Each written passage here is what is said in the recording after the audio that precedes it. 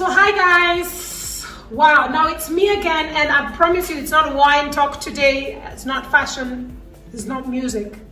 I just want to show you a quick 5-minute homemade tutorial on how to make your skin toner. Now, you know, for me personally, because of the fact that I don't wear foundation except in shoots or for shoots, I really care about my skin. There's two key things that I really care about that I don't compromise, I don't play around with, and that is the skin moisturizer and the skin toner.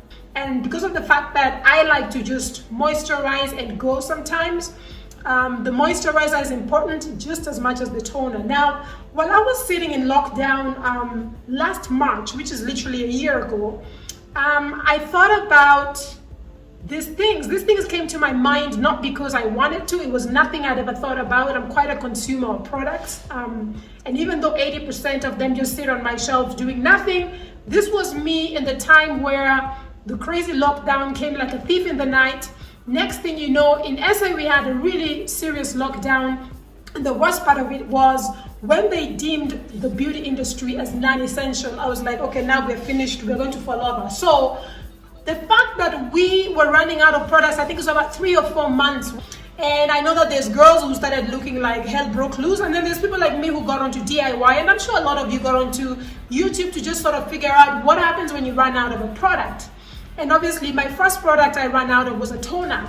And I thought, oh gosh, what are we gonna do? So I also, like many of you, got onto YouTube, try to look and see what ingredients people were using for their home tutorials. And then I realized, you know, for my home toner, I knew exactly what I want because I know my skin type.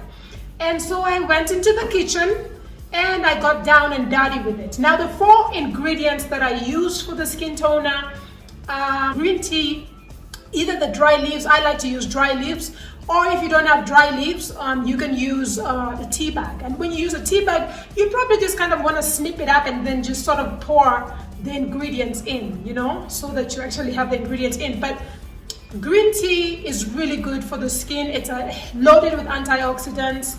It really brings in the youthful sort of element in your skin as well. It also moisturizes your skin. It's great for acne problems. And what I do with the green tea is I literally use, if you're using tea bags, when I run out of dried tea leaves, like the green tea leaves, you can use, like, I use 4 tea bags. So 4 tea bags. And I also use, if I don't use the dry leaves, I just sort of put in a little bunch of what I think will work. And you just sort of boil it. I put 4 cups for each tea bag, so small little cups. And then you just boil it. And so you throw that in. The second ingredient that I also use is hibiscus. I don't know if you guys would have access to it. If you don't have the dried leaves, again, I prefer the dried leaves, then you can use the tea bags. And the tea bags are really, also, if you have organic tea bags, you should be fine. Again, the idea for me, normally I prefer to actually just snip off the tea bag and pour in the little tea leaves from the tea bag. But you can boil it either way. You're going to actually boil it, and some people prefer to sieve it. I wouldn't sieve it, but it's really up to you. And again, hibiscus is also loaded with antioxidants like green tea. It's also really good for the skin.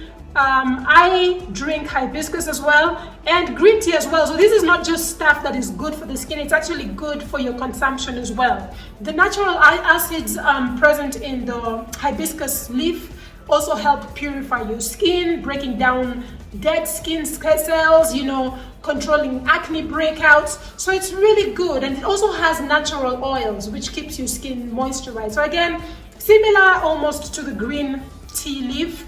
Apple cider vinegar is another ingredient that I use, and it also helps with a lot of skin problems. A lot of times, you know, if you're a person who takes a bath, you can even add that to your bath. Generally, skincare is skincare, but obviously the face is where we sort of pay more attention. It's got great antimicrobial properties that help ease the skin infections, also ease up irritation if you've got like an irritable skin. It also helps restore the natural pH balance for your skin. So I think that this is also a really good element. Tea tree is the last ingredient that we throw in, and I also use about 10 drops of tea tree. Tea tree is great because also it's great for acne. It's got a great anti-inflammatory property. It's great for calming redness or inflammation. So it's also such a good addition to have. So you can throw that in as well. Again, monitor it based on how you feel and how your skin feels or how your skin responds to these things. And then all we do is when you mix the teas, so the tea leaves, the hibiscus, and I'm gonna just put this in. The hibiscus and the green tea I boil together, then I let it cool. Then the apple cider vinegar drops and the tea tree drops. And guess what? By the time your first glass of wine is finished, you actually have your toner. And I use 2 different bottles for the toner. And what I get out of this amount is literally enough to last me even 2 months. So I put 1 in the freezer, and I put 1 because you don't want to be lazy, but you know, for people like me who don't want to be caught up doing this every month, sometimes I'll do 2, or sometimes I'll do 2 bottles and I'll give 1 bottle to somebody, or I'll do 1 for a friend or whoever it is. But when I look at what I used to spend right now, in exchange for about a box or 2 boxes of tea bags, maybe a bottle of apple cider vinegar, and maybe a bottle of tea tree oil, in exchange for that, I'm saving, because that's about $144 US dollars for a supply of a year's worth of apple cider vinegar, because that's about $12 a month. So I'm actually saving a lot, and I think that that's cool. So you don't just save. The benefits of using your own way, being in control of what goes on your skin, is power. It's like being in control of what goes in your stomach. So if you're making your food, or if you're making your skin food, there's power to that, and you know what's going on it, and that's great.